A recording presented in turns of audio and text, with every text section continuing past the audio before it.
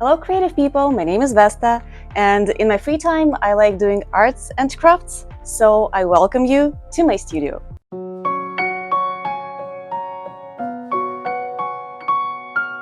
Today I will show you what I did to a simple ceramic white planter and how I turned it into this. So let's jump into it right away.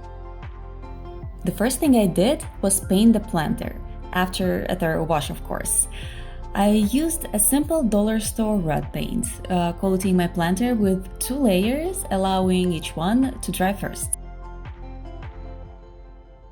And before you say anything, I know that ceramics are not ideal with acrylic paint due to easy scratches. But we will address that problem later. In crafting, instead of buying new materials and tools every time I have an idea, I try to think of ways of how to use what I already have.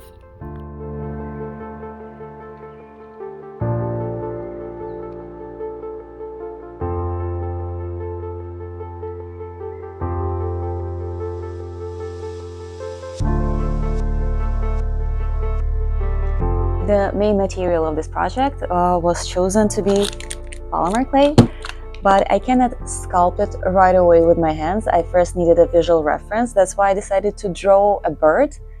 That's the main character of this planter. I decided to draw it on a sheet of paper and then build around it. So that's the sheet of paper that I used, and you will see how I drew it a bit later. For this step, I took a sheet of office paper and a pencil and began drawing the simplest bird shape possible. I'm not particularly skilled in drawing, so I kept it simple. Although I could have printed any image, complex or not, I wanted every part of this project to be personally crafted by me. As you can see here, I attempted to give it legs, but alas, my drawing skills still need some improvement. Okay, now to the interesting part. Let's do some sculpting. I'm using Fimo soft baking clay. I had a large brick left over from another project, so why not use it, right? It doesn't matter that it's black, I don't want the colors to pop anyway. Moreover, I don't want to wait for the delivery of another colors because, when the creative bug bites, you cannot ignore it.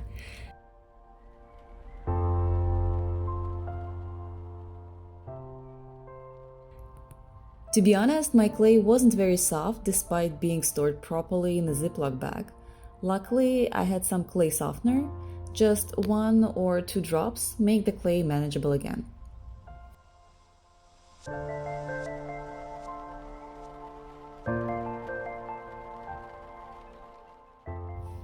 As you can see, what I'm doing here is filling the bird shape with clay pieces, keeping everything within the lines.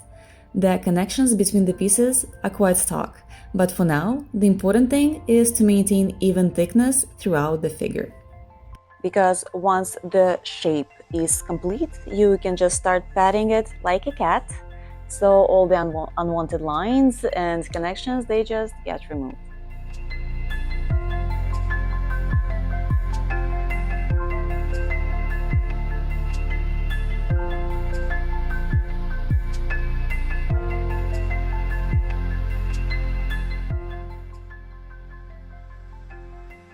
Before using any tools on the bird, it's a good idea to practice. Once I decided how to apply them, I started carving the longer feathers from the bottom up.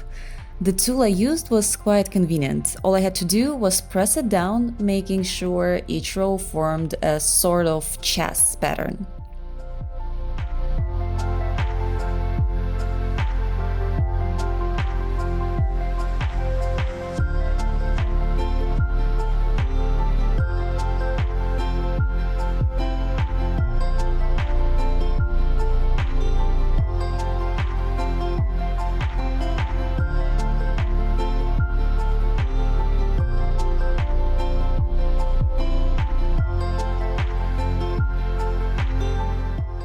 The neck is a more delicate area, so the feathers there are different. Instead of long, deep cuts, I opted for a short, wavy pattern. As for the face, do birds have faces? Sorry, I'm not sure in English, correct me in the comment. Anyway, For the face, I decided to scratch the cheek area to give it some volume. Now I just need to add an eye and some lines on the beak.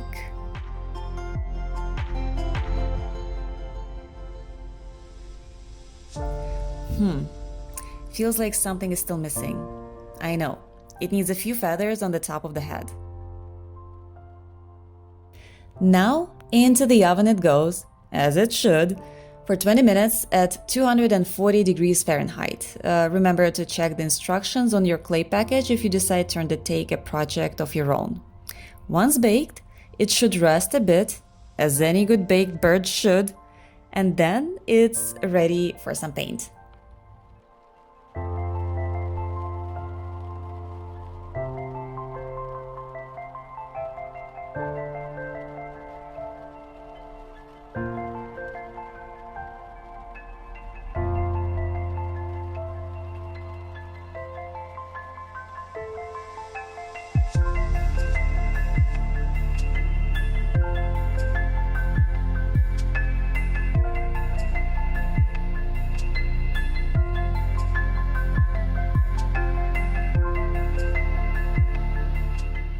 Sometimes in crafting, I also like to use shortcuts. That's why I used the silicone molds in the shape of leaves. I ended up not using this one, but that leaf was just perfect for my idea, and it has this intricate pattern of a real leaf that would be a total nightmare for me to make by myself.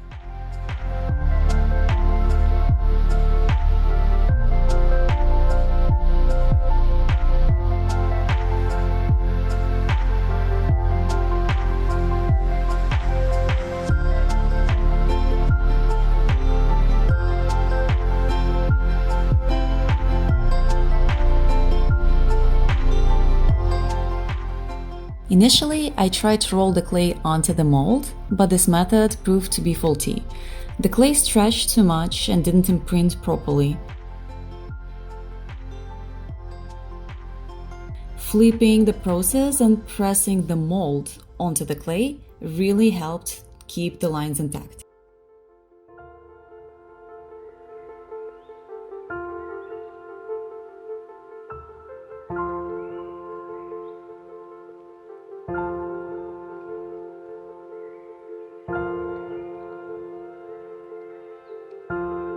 I cut out the leaves, shaped them a bit with my hands, and intensified some lines.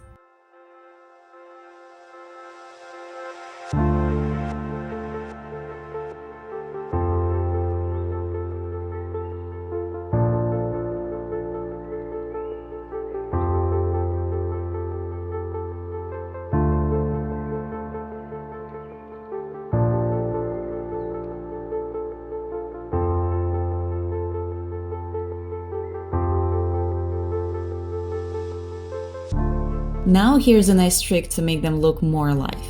Instead of laying the leaves flat, you can place them on rolls of foil to create curves. Baking them this way really brings the leaves to life.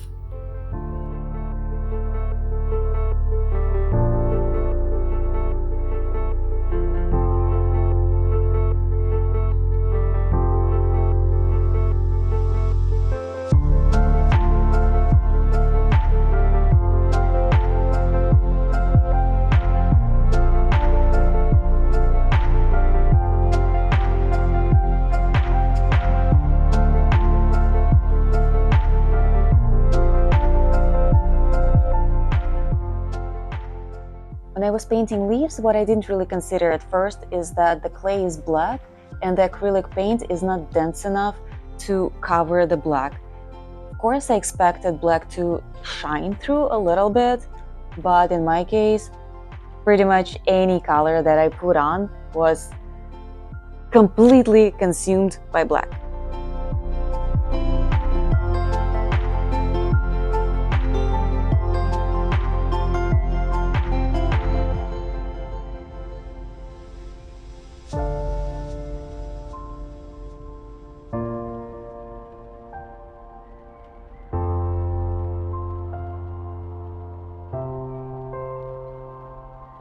Honestly, the solution was pretty simple. It involved lighter colors and layering.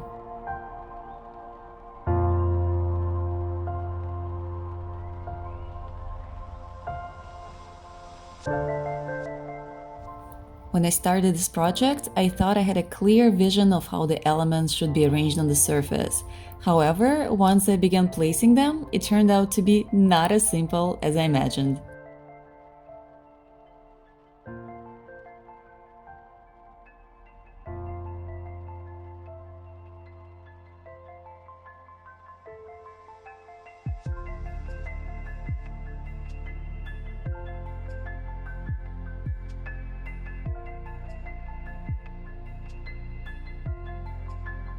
I need the clay pieces to be securely bonded, so I'll use epoxy for adhesion.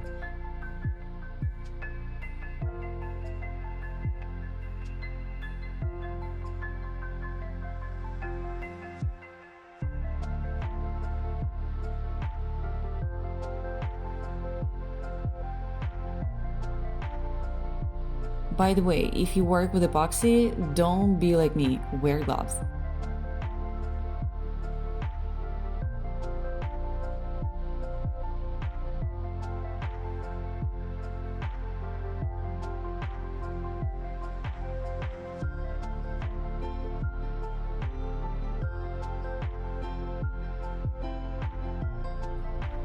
This isn't the craft epoxy, it's the industrial kind that dries quickly, in about an hour. But it turns yellow when it dries, just like here.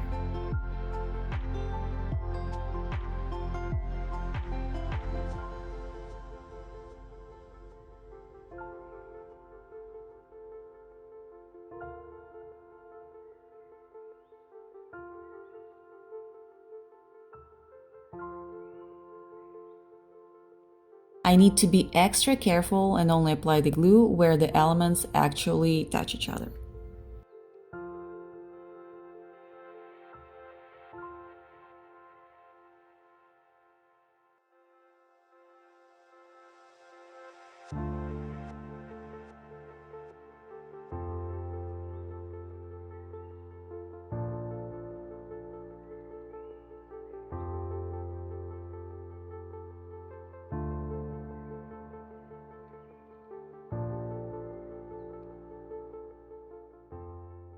At this stage, I honestly thought I was done, but then I looked at the blender and I realized that it felt empty. I really didn't want to leave it like this after all the time I spent on the project. However, I also know how easy it is to overdo it. So I took a picture of my planter and doodled some vines and leaves on it in Canva to see if it would look okay. I'm not trying to make it pretty here, I just want to get an idea. Well, it seems it works.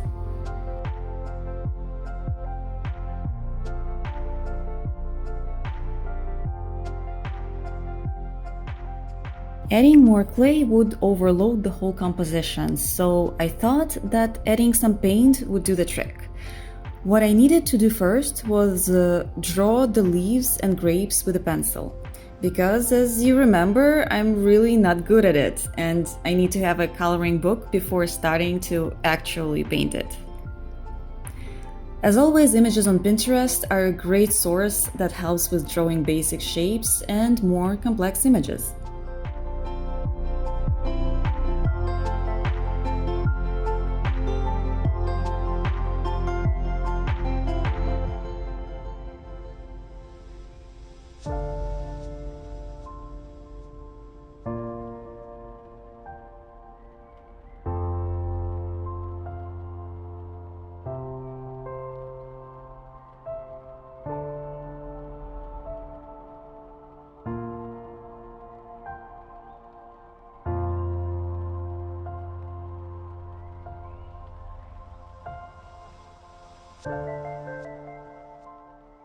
It actually feels quite nice, and I guess I'm satisfied with the way it's coming along.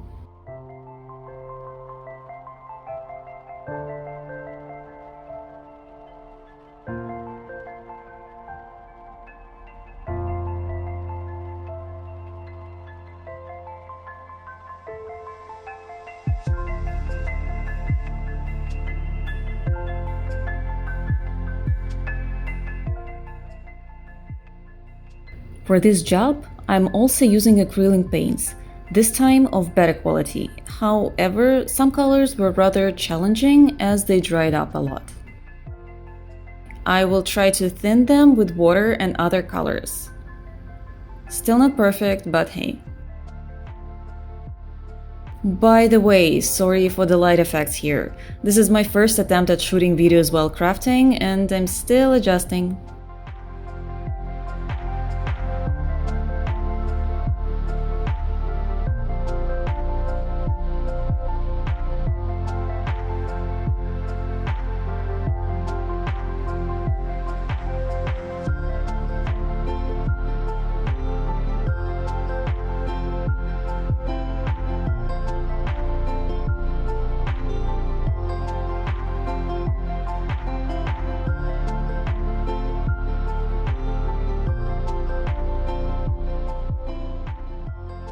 Anyway, you're not missing much here.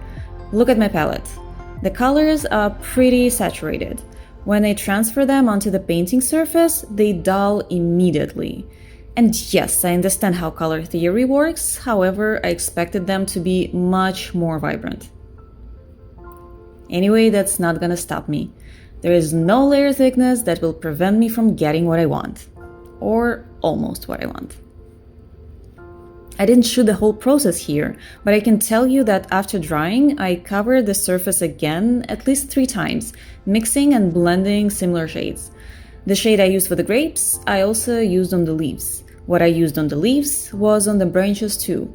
This way the image holds together.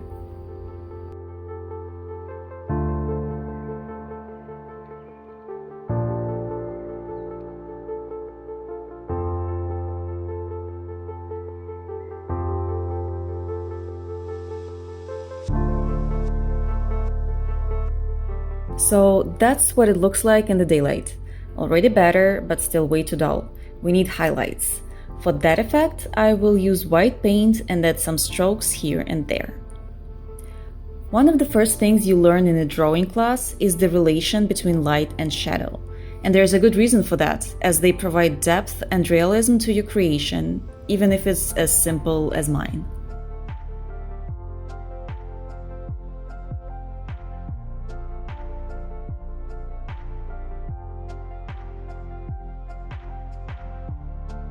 Just look at how the whole mood changes with simple white. Sometimes I apply it on the edge of the shape, sometimes it goes deep inside of it. I'm not trying to make them super fine, I like the roughness of this work. It reminds me of folk crafts.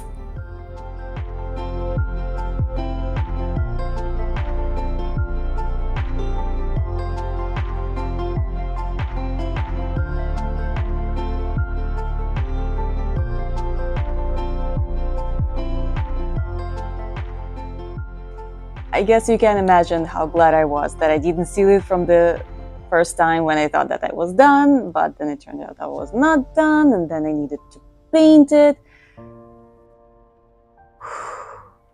So now it was finally time to seal it.